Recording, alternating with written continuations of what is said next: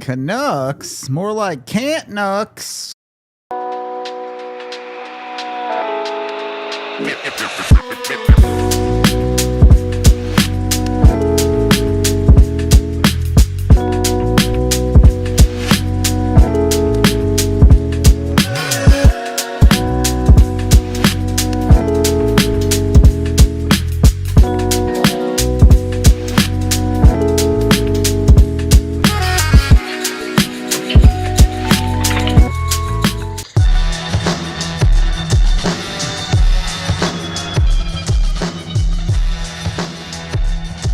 The wrong graphic, but welcome into the DNVR Avalanche pregame show, live from the Toyota Lounge, powered by your Front Range Toyota dealerships. Avs taking on the Vancouver Canucks for the second time in a couple of weeks, this time at home. Were they at home last time? I forget. Doesn't matter. J. Mike and Rudo coming to you. There's not a single game that we've started the pregame show this year with anything other than the Avs should probably win tonight. It's been a fun stretch. It makes the prep pretty easy. I'm not going to lie. You just go into every matchup. Oh, the Avs are better. I think they should probably win. It's true. Nothing too original on that front for tonight either. So get used to it. It's going to be happening for the rest of the season. With that being said, Vancouver is bad, like not just normal bad. Like they're already saying they're open for business as far as trying to trade away the majority of their players bad. So a team that you maybe expect a little bit of an easier night from. Despite that, of course, you can never overlook an opponent. But the first stat I wanted to throw at you is all of Vancouver's top six has less points than the Avs top line. Vancouver's top six has 95 points. The Avs top three, that being MacKinnon, Natchez, Lehkonen, have 101. So really, this game should be easy for the Avs to produce it at the very least. Yeah, I mean, you look at the top of that Vancouver team, like they've got a couple of names. I mean, Pettersson is decent, and yep. Obviously, Quinn Hughes, that's always a fun debate that gets stirred up whenever these two teams get together. But they don't have the depth. These are two teams in completely different positions right now. They're in a transition stage under, Adam Foote trying to figure it all out. And the Avs are obviously cup contenders, and this is the type of game on your home ice. You just don't want anything dumb to happen. Don't beat yourself. Yep. Don't, get dragged into something dumb whenever you're playing a team like this. I always kind of worry about the possibility of, them mucking it up, getting a little bit physical, just trying to get under your skin. Like they might drag you into some dumb nonsense. Try and avoid that. And you should get out of here with an easy dub. It does. And this is not to discredit Vancouver necessarily, but the Avs are at a state in this season where they've been so good that every night the question is honestly more, are the Avs going to beat themselves or not tonight than it is the other team? And they played good teams that it feels like have given them quality games. And to be honest, Vancouver played them close the last time they played. But so much of this feels like the Avs, when they play their game, nobody can hang with them. And the Hughes-Makar debate is a perfect example of that. Quinn Hughes is... He's a fine player. I mean, probably... I don't know. Adam Fox is having a really good year, but Quinn Hughes probably the second best defenseman in the league. Like, depending on what you care about. I trust your assessment better than mine, but he's great. Like it's silly that it's become, and like all things online, such a divisive hotbed topic to where it has to be a conversation where you're trying to put the other one down, right, to elevate the other one, and that just doesn't need to be the case. Cale Makar is the best in the world. He's incredible. But Hughes is really good, and you would take that guy on your team in a heartbeat. Right, no doubt. Hughes is awesome. And yet, you go into this game, and it's not close. There is no NHL GM that is taking Quinn Hughes over Cale Makar if they had the option. So even Vancouver's biggest ace in the hole still comes up short against the Avs, at least on paper. I mean, that's probably the case with like most teams. If you're going to go, blow for blow, top guys for top guys, when you have two of the top 5 players in the world. That's going to be a tough head-to-head. But yeah, I mean, again, it goes back to why you should feel confident going into a game like this. And I don't want to get too repetitive, say the same stuff game after game, but right now it really is kind of a test of, can you stay on this path? You know, like you'll have the Olympic break coming up in February, but you've done yourself a tremendous service in this hot start to, you know, come out this season. Like if you can keep this going into the Olympic break, like you're going to set yourself up so nicely on that back half to where you're not going to have to be playing all those stressful games, and you can get some rest, you know, kind of like we saw a couple years ago going into the Cup run. Yep. It's not only the rest necessarily, but it's security, right? So much of last season was, the Avs need to figure out what seed they're going to be. They need to battle every night. Yeah, it's only December, but also it would take the Avs screwing it up to not finish first in the West at this point. Like, the Avs have given themselves that much of a cushion. So the Avs are a lot more comfortable of the position that they're in already, as opposed to trying to figure it out as you go, which you get to maintain instead of trying to adjust on the fly right. And chase. And you think about, I mean, just all the stress last year of having to deal with the chaos of everything from your lineup getting drastically shifted with, you know, moving on from Rantanen and obviously, you know, bringing in a couple of new goaltenders. Like you don't have to deal with any of that outside noise this season. And We've seen a team that's been locked in, that's been focused, that's executed with such consistency. It's easier said than done, but just keep doing what you're doing and you're golden. Yep. It's very nice position to be in.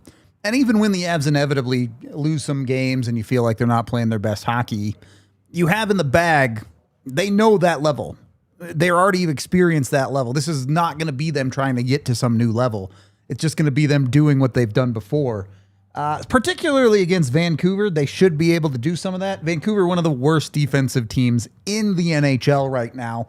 We can pull up my stat pack if we have that. Yeah, perfect to go into this.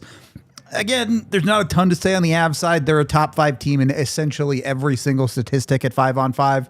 It's ridiculously good from them. But when you look at their opponent's side, Vancouver, bad at possessing the puck, worse at actually their expected goals for. And really, the Avs should be able to pummel this team. Vancouver gives up the most high danger chances a game of anyone at 5-on-5. And it doesn't get better at special teams. One of the worst teams on the penalty kill in the league. So in every facet of the game, the Avs offense should have the complete green light to go in and dominate this team. Last 10, Vancouver also has been pretty bad. There's very, very little Vancouver has to hang their hat on right now going into this game against the Avs, except for, I guess, the fact that Kiefer Sherwood scores on the Avs literally every time they play. So beyond that, on paper, this should be a crushing for the Avs. Now, I will say Vancouver just tends to be a team that finds a way to play the Avs close, whether that's the Avs playing down, Vancouver playing up, whatever you want to call it. Connor Garland and Nathan MacKinnon hate each other for whatever reason. So maybe some of that chippiness does get involved, like you were talking about, J. Mike. Maybe Vancouver finds a way to get up for this game because it's Adam Foote against his old team. I mean, I just operate under the assumption that every team is going to try and punch up against the Avs anyways, because, you know, they're the team to beat. Everybody's going to have their eyes on them. You know, all the national hockey shows, all the pundits, they're, you know, look what Colorado's doing. You know, there's a bigger spotlight on this team right now. And that means that you're going to have a target on your back. And when you factor in the Adam Foote and all of it, I think that only plays into it. We know the type of passion that he played with and only presumably coaches with. Like, I'd be shocked if he wasn't giving them, you know, the old rah-rah pregame. And we'll see if that actually translates to anything in terms of making this a game. But yeah, it's something to factor in. And it is just kind of, it's a trap game. Like, I want to be respectful, but they're not a good team. You pointed out the last 10. On top of that, I think most of those points came earlier on in that stretch of 10 games. So the last 6, 7 have not been great. And I didn't do that intentionally, but yeah. I'm not doing the 6-7 thing. I won't. Toyota chat with a couple of shout outs. Apparently Connor Garland out tonight. Haha. All right. No excuses then. Dominate Vancouver. The other thing from GX, hopefully that sickness going through the locker room isn't a factor. They're going to play, but it does sound like MacKinnon, I think it was Parker Kelly and Landeskog were all a little under the weather. Mac was sick last Seems game. to be the time of year. I mean, I'm functioning solely on Gatorade and Dayquil at the moment. I think it's going around the NHL too. I think there's quite a few teams with some sick guys right now. So just kind of the holidays. Kind of the thing that's going on. Obviously, some more positive news for the Avs tonight, though. We'll let Bailey tell you about it. What is going on, you guys? Bailey Curtis with DNVR here, bringing you Inside Ball Arena for tonight's matchup against the Vancouver Canucks. Biggest piece of news coming out of the locker room today, you guys. Val Nichushkin is back. He's returning to the lineup tonight after missing the last few weeks due to injury. He will hopefully reclaim his spot on the second line. Getting into some more game news, the Vancouver Canucks, they're coming into tonight with a chip on their shoulder. They lost their last game on Saturday to the LA Kings. They'll look to get back in the win column against the best team in the league. It's no surprise to you guys that the Avs still pace the entire league, top of the standings, and that's been the biggest conversation in the locker room this morning, is how they maintain that. Is that pressure? Ross Colton mentioned feeling like the team has a target on their backs because this is the game that teams have circled so far throughout the schedule for the NHL season. So lots of things to look for there. One of the other conversations around tonight, you guys, we've got two top-tier defensemen on each side of the ice in Cale Makar and Quinn Hughes. Talked to Victor Olofsson about that a little bit because he spent a lot of time talking about how defense creates offense. And that's one of the things he really likes looking out for, is some of that best on best competition. You guys will have a front row seat to that in tonight's game. Scott Wedgwood starting in net tonight, 7:08 p.m. puck drop. We've got a lot of exciting things going on tonight. If you don't find yourselves in the arena tonight, head over to the DNVR bar. We've got some free goal shots for you guys. I feel like the last time we did that, the Avs had a pretty good, game to put on for you guys. So what's the harm in doing it again? If you guys can't make it over to Colfax for the bar though, or in the arena, be sure to join us on YouTube for tonight's game watch along. I feel like those are always fun with Rudo and Micah holding down the fort, but something makes this watch along extra special. It's our day of giving, you guys. So if we hit some of our donation goals, nothing's off the table, including bleached hair from Rudo. I feel like he maybe wants to do it a little bit, you guys. We didn't get to the 13-game win streak, so we didn't have an opportunity to do it there. We've got another opportunity if we hit our donation goal tonight. Super excited for tonight's game against the Vancouver Canucks. $1,000. What a pro. $1,000 on the watch along and post game. If you guys donate, I'll bleach the hair. You got to do it on the watch along with the donate button on there, on the post game with the donate button on there, though. And then, if you donate a lot of money, screenshot it and send me a Twitter DM or something as proof, because I'm not doing this just because. All right. Rudo cares about the kids, y'all. He's for the people. Yeah, I'm willing to do stupid stuff so the kids can have better stuff. That's how it works. And I mean, it's good to know that your dignity, there is a price. Absolutely, we can put a dollar amount Absolutely. on what's on the table. It's not even that high, to be honest. I'm pretty cheap. Anyway, getting back into the game itself. Val Nichushkin back, obviously. The other side of this is the goalie matchup.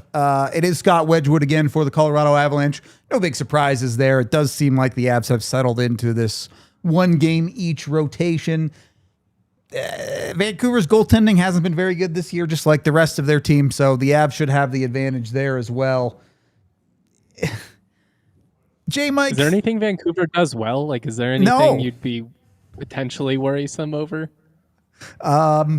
No, I mean, the Avs always find ways to be weird about special teams. It feels like against Vancouver, but no, Vancouver really doesn't do anything all that well. It should not be a big thing. I do wonder though, and Wedgwood, will swear up and down this doesn't change anything with his game, and any player would, but Wedgwood added to that list of players potentially on the list for Team Canada for the Olympics. He's deserved it. I don't disagree. Does that sneak into the back of your head a little bit, though? Is he going to try a little bit extra in a game like this one because of that? I mean, it's possible. It's always a possibility. Human nature could set in of just, you've been playing above your head for so long. And I think there was probably some I don't know if freedom's the right way to phrase it, but you knew that Mackenzie Blackwood was always going to be the guy, assuming that he's healthy, and they were going to do whatever they could. So there's kind of like this, I'm just going to go out there and do my thing and try and take advantage of this opportunity. But now you put yourself in this conversation, and there's real pressure, and there's expectations. And yeah, I mean, it could be too much at some point. It is something to keep an eye on. And what was the start of this Blackwood thing, like you mentioned, is Blackwood didn't really play that well his first couple of game back. So it felt like, okay, Bednar even went out and said, he's like, I'm going to play the best goalie. And for a minute there it was Wedgwood. Now you're at a point where you could make an argument that it's not Wedgwood that is the best goalie in Colorado right now. Small sample size, blah, blah, blah. I don't want to get into all of that. But he is going to have to scrap and claw for every start, right? This is... Right now, you're getting the best version of competition where you're getting the best out of both goalies and you feel confident rolling both of them. But what happens when one of them slips and takes a step back?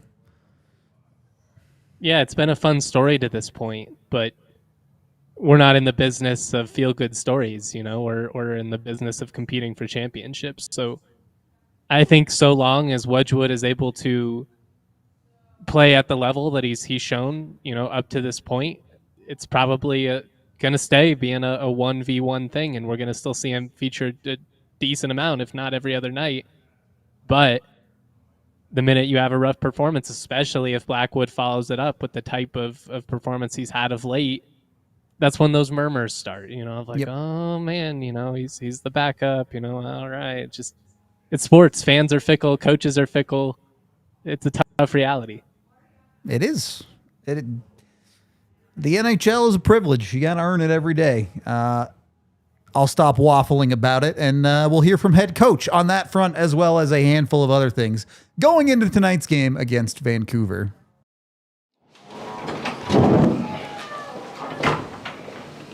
You got your own change room now? Yeah. Remind to raise your hand. I will call on you. Go ahead, call you. Coach, is Valentushkin going to be on tonight? He is, yep. Right? But the status report on the guys that were sick from yesterday, how are they feeling? All good to go. Bailey? Coach, Ross mentioned that with as good as the team is right now, it feels like there's a target on your backs. Do you feel as though your team feels any pressure from that, or is that? I don't think they feel any pressure from it. I just think it's natural. It's what it is. I mentioned it a couple weeks ago. I mean, if you're on a roll, you're going to get the other team's best game. You know, they're going to want to knock you off whatever role you're on, and they're going to want to come in and play well because they know they have to if they're going to beat us. And so you're expecting difficult games every night. Question, Jesse? Coach, you know, you guys have had such a condensed schedule here, and I know you guys have talked about you're not really paying attention to it, but are you guys able to find the time without practicing much to look back at games like what you had against Vancouver, got a little bit heated earlier in the season? And just how are you guys using the time that you do have? I guess, No, we look back at all of them. I look at their last 3 to 5 games. You know, Brett helps me with the pre-scout on all that, and I pick through a bunch of stuff that I want to see, goals for and goals against in the last 10, and then I look back at our most recent game against them or recent games if we played them multiple times and see what I liked and didn't like, and then I narrow it all down to give them a message that I want for tonight's game and what I think the game plan is. So that's kind of been the way we do it all the time, regardless of how condensed the schedule is or not. And last year, go ahead, Evan. Just with Val back tonight, Ross's role might change again, but it seems like it just doesn't matter where he is this year. He's been very consistent and playing the same way. Is this maybe the longest good stretch he's had, like in Colorado, the best stretch? Maybe? I'm going to say yes. Yeah. Loved the stretch he had at the beginning of last year. He was on fire, scoring every night. Then he got hurt, and then he never really kind of got back to that. But I think as far as, like, he's been putting in the work, and, you know, we've been meeting periodically, briefly on things that I want to make sure that he's doing on the defensive side of things. And he's really bought into that. He's become a better defensive player this year than he was last year and the year before. And also chipping in and playing to his identity. Like, and part of that is hard forechecking, physicality, energy, skating, and I mean, he's getting rewarded for some of that hard work with getting on the score sheet on a nightly basis. So I like the year that he's having so far, and I think it's sustainable. To me, this is repeatable things that he can continue to do on a nightly basis. Colleen?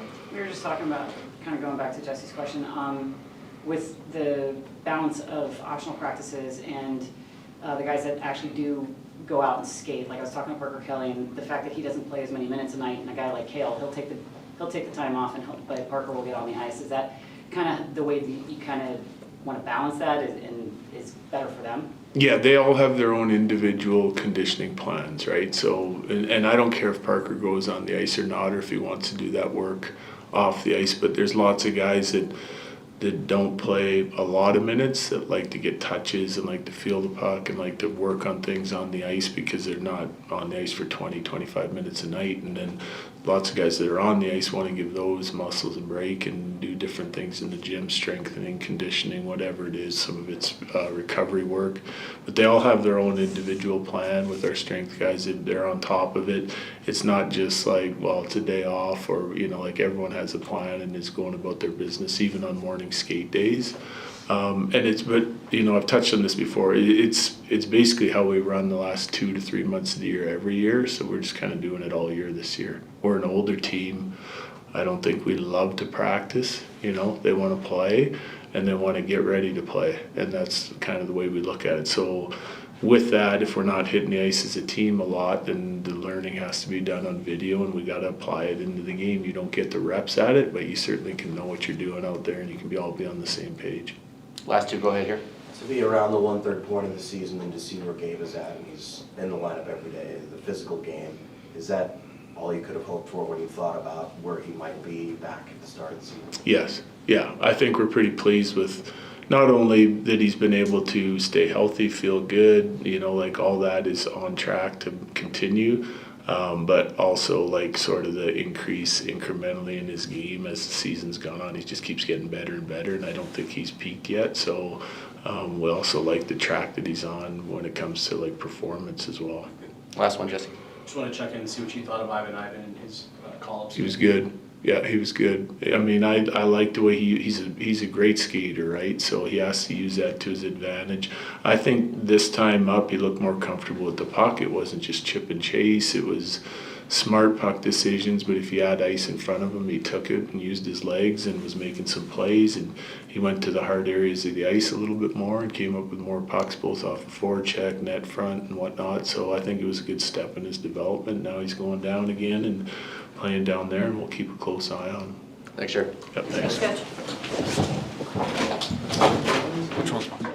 Lots of talk about improvement and guys filling in the lineup. With Nichushkin back tonight, the Avs lineup is going to look a little bit different. Based on line rushes before the game, Nichushkin's going to start on the third line, meaning your top six stays the same. That third line becomes Nichushkin, Drury, Olofsson, Kelly, Barkov, Kiviranta, your fourth. You really have not had much scoring out of your depth forwards with Nichushkin out of the lineup as of late. Can the Avs get this going with Nuke back in, Justin?